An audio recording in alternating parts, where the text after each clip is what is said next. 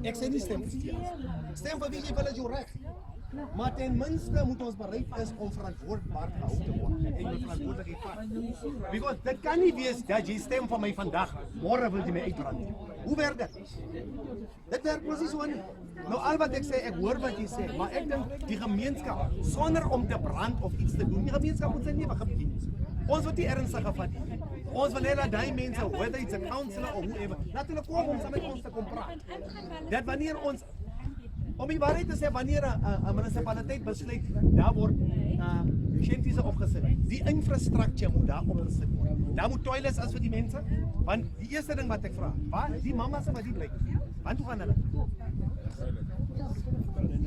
Veld toe. Daar word gaan verkragt word. Die jong meisies, hulle se kinders, want hoe gaan hulle? Veld toe. Die ryp statistiek is hoog genoeg. Ons kan nie nog toelaat dat duisende nog al hoe meer en meer raak. Want in die donkerte, ek weet nie lig die dinge nie aan. Nou ons wat ons hier gaan doen dit. Ons die kommissie van die plek. Ons sê ek is een van hulle die man. Hy man. Ons slaap nie, ons slaap elke dag goed nog goed in die oggend. Van ons moet patrol hier tussen die plek en kyk om te sê alles is veilig. Yes. En wat hier behoort, wat hier bly nie van ons ken al mekaar nou. Ons hou toe accountant vir enige ding, because hier so ons toelaat mense tot die laatste 9 o'clock om hier rond te loop. Maar intussen ons slaap elke dag 2 o'clock in die oggend. Run about 4:30 o'clock. Daai ek staan op van 5:30, maar ek moet gaan opstart om kontrak toe te gaan. Patrol weer hier so en kyk laat ons gemeenskap hier so veilig is. Because ons ken as daar iets kan gebeur. Ons die komitee kom ons in die probleme. Nou, ouens, ek wil nie die media langer hier so hou nie. Hulle het ook 'n tyd wat volgens hulle werk. Ons wil net saam met hulle gesels. Julle is welkom om te bly. Julle is inwoners hier. As julle wil hoor wat het ons om te sê, julle is welkom om dit te kom luister. Ja. Alright. Right. Good morning, everybody.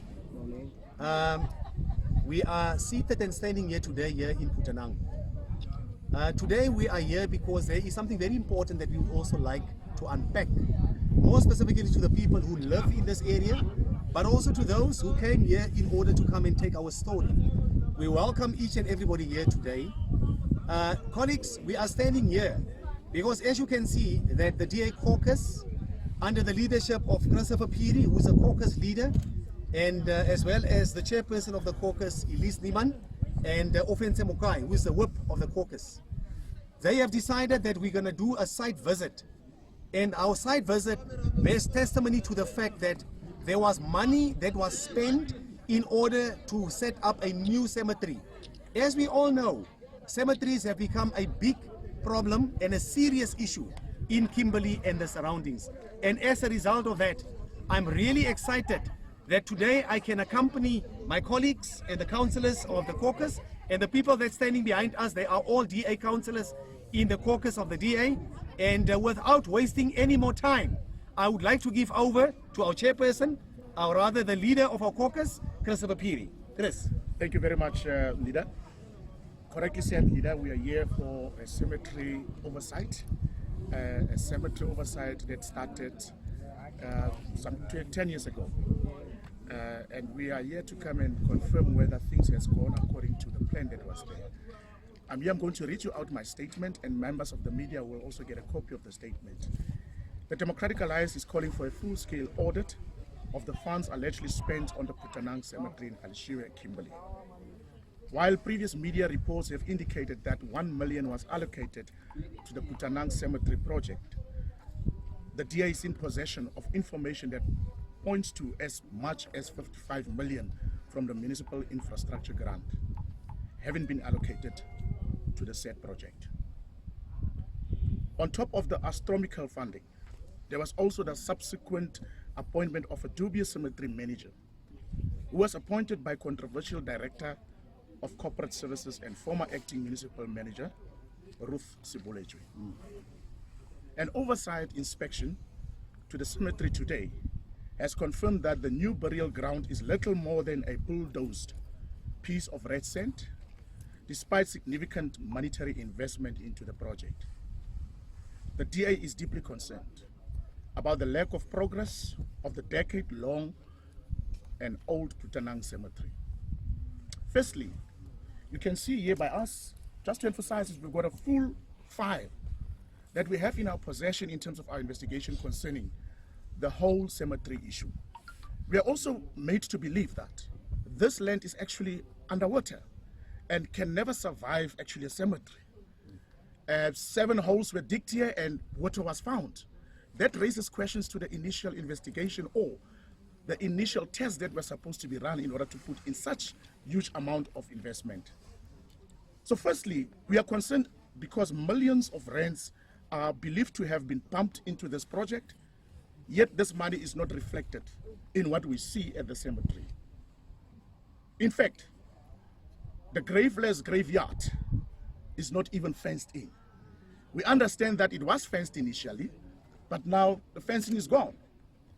At a recent oversight inspection conducted by councillors and municipal officials, it was stated that the property was enclosed at some point in time, but that the Devil's Forks fencing was stolen.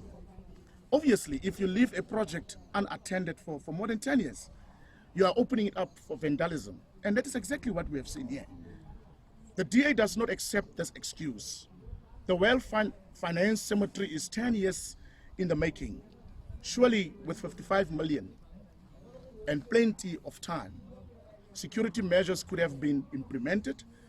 This in turn would also have mitigated the risk of animal trampling the future graves. And illegal shacks being erected on the land in question, as previously raised by Sol Plaatje, wouldn't have happened if the land was used for what they have planned for. So you cannot blame the community when they start to seize the vacant land that millions of rands came into. We're asking ourselves again, what is Sol Plaatje going to do? We will be asking the mayor as well as the municipal manager. What are they going to do? What contingency plan will they have in place for the people who have now erected shacks here? And what liability will they be taking for the 55 million? Secondly, we are concerned about the looming burial crisis in and around Kimberley, with literally only a handful of graves still available to bury the dead. By fact, ABC Cemetery is full. West End is near full capacity. In actual fact, I was just in the funeral of a councillor on Saturday in ABC, where he had to be buried in a reopened grave. So we cannot accept a situation whereby the municipality plans and does not implement. In as far back as 2010, it already came to light that cemeteries were either totally full or nearing their total capacity. In the same year, it was stated that Putanang Cemetery would be opened by 1 December 2010. We are in 2019, ladies and gentlemen, alleviating the capacity concerns related to local burial grounds. However, it is 9 years later, and Sol Plaatje is not any closer to opening the graveyard. The question that we must ask, and we must emphasize, is this land suitable for a graveyard? The DA is aware that the Community Service Committee meeting is scheduled for tomorrow, Tuesday the 13th of August 2019, and we anticipate receiving a proposal on the way forward in respect of the project. We are also expecting to receive answers to questions relating to the project that we previously raised. Based on the information that we do or do not receive tomorrow, we will further put together a case for the Municipal Public Accounts Committee, which is MPAC, to investigate, to institute an investigation and to audit into the funds allegedly spent on the Putanang Cemetery project. The DA will not stop asking questions in relation to the Putanang Cemetery until we are convinced that all the funds allocated to this project has been accounted for. We owe it to the dead to ensure that they too have a dignified place to rest. And we owe it to the living as well to ensure that they are able to bury their loved ones under dignified circumstances. We must emphasize this is a breach of fundamental rights in the Constitution, that of dignity and of respect. Thank you. Well, colleagues, we are seated here today.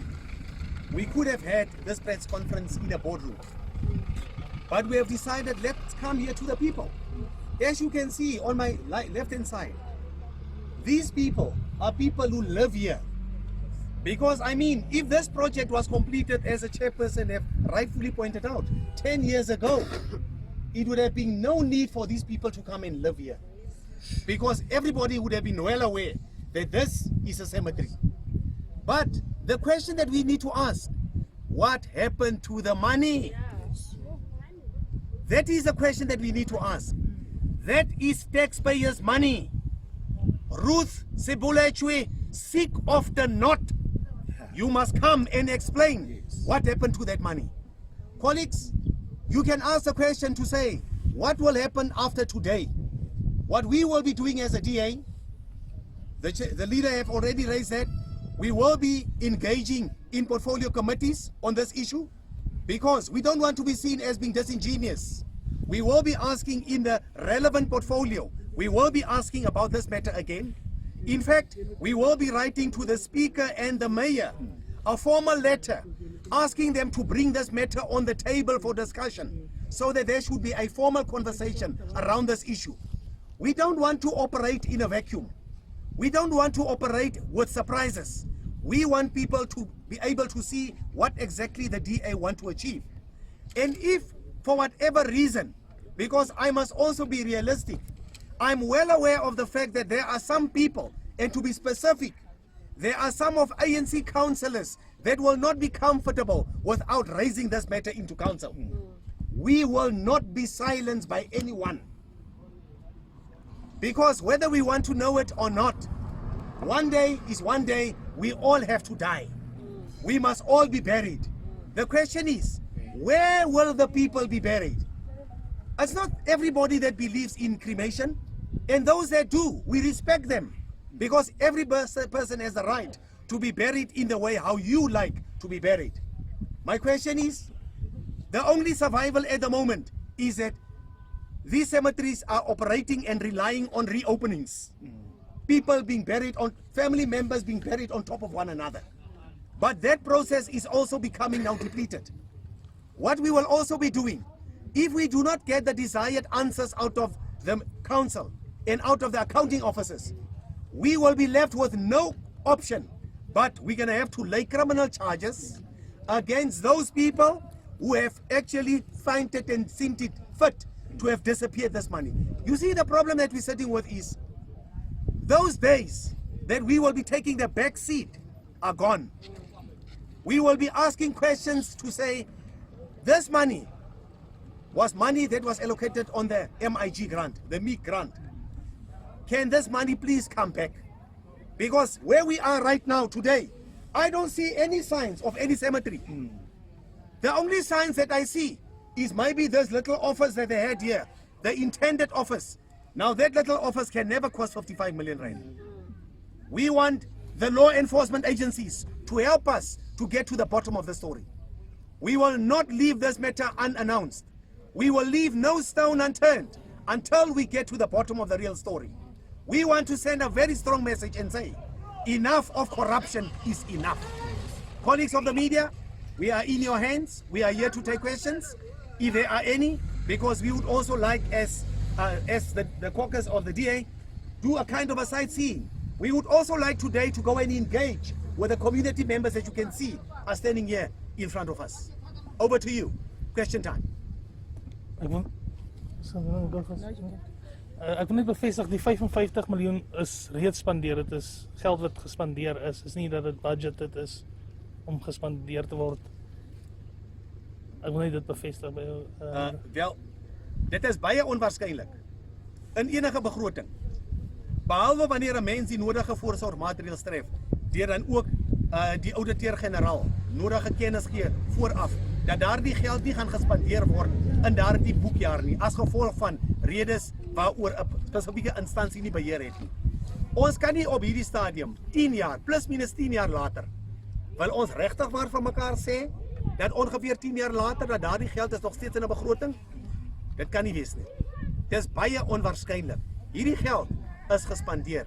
Hierdie geld is aangewend. Maar waarvoor dit aangewend is, wil ek ook weet. Want op hierdie stadium, ons het nie die antwoorde waarvoor daardie geld wel aangewend is. Ons kan wel 'n tipe van 'n spesmaas kan ons wel doen. Die enigste rede waarom ons dink hierdie geld dalk verduister het, want dit is geldverduistering. Die geld het verduister, soos wat dit maar die norm is hier in Kimberley. soos dat dit maar die norm is hier in die Noord-Kaap. Maar ons, omdat hierdie belastingbetaler se geld is, wil ons die vraag vra. En ek dink die vraag wat u stel, is regverdig. Is dit nie dalk geld wat dalk nog iewers vasgelê is nie? Dit kan nie wees nie. Wanneer geld vir 'n bepaalde projek tersyde gestel is, moet daardie geld vir daardie doel aangewend word. Baie kere kom kry ons dat 'n projek word van stapel gestuur, maar as gevolg van een of 'n ander rede, dan kom daar 'n tekort. Die minste wat hulle kon gesê het was, die beplanning is gekortwiek as gevolg van die feit dat die geld wat daarvoor bewillig is nie lewensvatbaar nie en ons het dalk 'n bietjie meer geld daarvoor nodig. Ons staan hier in 'n oop veld 10 jaar later. So ek dink u vraag is regverdig, maar dit is onwaarskynlik dat dit nog steeds op 'n begroting kan lê. Madam, your hand was up? Yes, Benita from the DFA. I just want to find out, you're saying it's 10 years later now. Yes. It is 10 years later. So why has it taken you so long if you have identified the alleged fraudsters? And also, what is the way forward? You're saying you're going to mention it in the portfolio Yes. committees. But then what if you don't get the answers that you actually prefer for this matter to be resolved and everything? I think so your- how far is your investigation on Thank the you very matter? much for that. I think your question is fair. The reason why I say your question is fair, why did it take the DA so long? At the time, we did not have what we have today. We are sitting here with documentary evidence. We will be waiting for Saul Plaatje to come and prove the contrary. You see, as people in the community, sometimes people talk about things. But today we don't talk, we don't even make suggestions. We say we are sitting here with documentary evidence that we would like to table from time to time. We would like to take you as far back as 9 years on the different engagement that was there between various role players. Now you see, I'm not sitting with this document. The leader of this caucus is not sitting in possession of this document for years. He have received this file a week ago. And we are still busy working through this file. Because this is incriminating. We can now go to court, confidently so, and say, but what you are telling us compared to what we have, it's a complete contravention of one another. So I think you're asking a fair question, madam. But at that time, we could not do what we're doing here today because we did not have the evidence. Now, we have the evidence, and we will, at the right time, we will be sharing this evidence with you as well, so that we can expose this project for what it's worth. Any more questions? Yeah, just one more. Sure. Seeing that you now know that there are people staying on the land, Yes. how are you going to engage that matter? Because we understand that it's about the fraudulent money that was stolen. But also, what about the people on the land? How are you going to address that matter with the municipality? Well, as everybody knows, for every person to put up a check, that is a municipal problem, and that goes along with bad planning, poor planning. You see, if this municipality was a DA municipality, which we believe will become one in the near future, we would have done it the other way around. We would have said to communities of Kimberley, for the next financial year, we anticipate that we can only afford 500 checks. Before people come and reside on an area, there was supposed to be infrastructure here. The thing that worries me the most, we are sitting here with mamas, with babies, young girls. When they have to use an ablution facility or a toilet, as we commonly know it, I'm asking myself the question, where do these women go if they want to use a toilet? The answer is quite obvious. They have to go to the field. I mean, come on, man. 24 years down the line, in this democracy, that you have to find that people have to go and expose themselves in an open field. They are opening themselves up for rapes, their children to be raped. This place is dark at night. We don't see lightning everywhere else. There are no toilets here.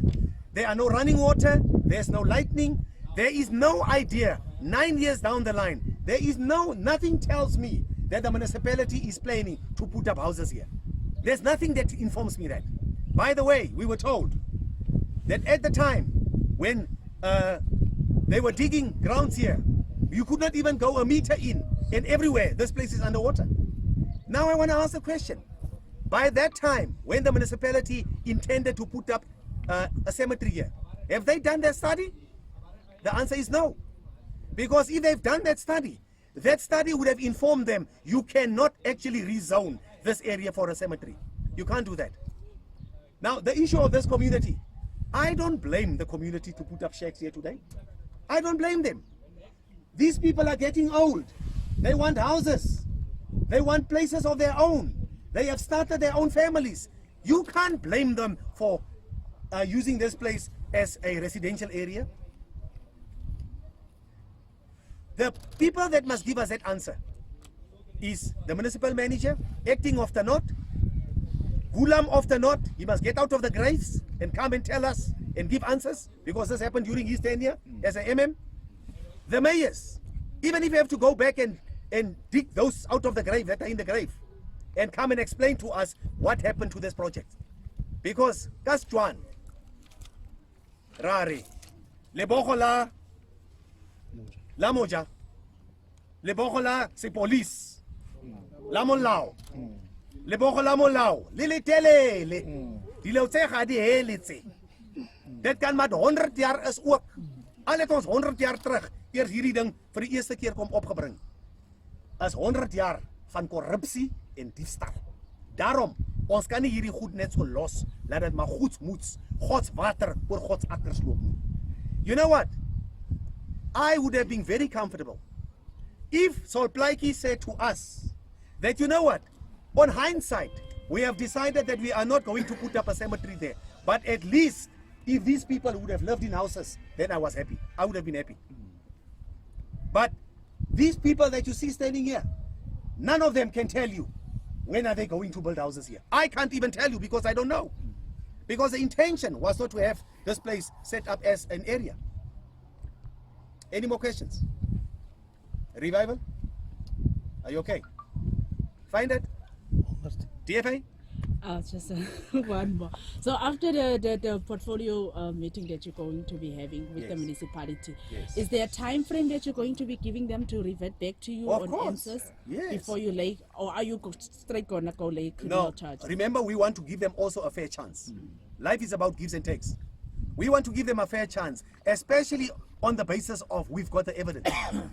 The leader, or our leader here, Christopher Phiri, today will be writing a formal letter to the mayor as well as the speaker, including the acting MM, to say we want this matter to be raised in council. We as a DA want to debate this matter on council. But in the meantime, we are telling them they must prepare them with answers, so that we don't want them to surprise them. We don't want to stand up and not having prepared them.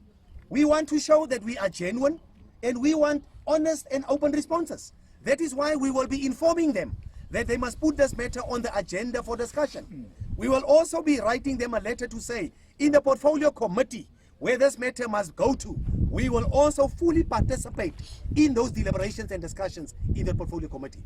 Because there is also this new tendency. They like to say to people, we did not raise this matter in committee. Let this matter go back to committee so that it can be raised there. And if for whatever reason they want to dodge this matter to be raised in committee, we're going to take it to council anyway, with or without. And thereafter, if we do not find satisfactory, what happened to the 55 million rand? Colleagues from the media, we would like to say thank you very much to come here with us here today. And we are looking forward as the DA to engage with the community members and also hear from them what are their expectations in terms of the way forward. Thank you very much. This press conference is adjourned. Thank you. Afki. Pedro.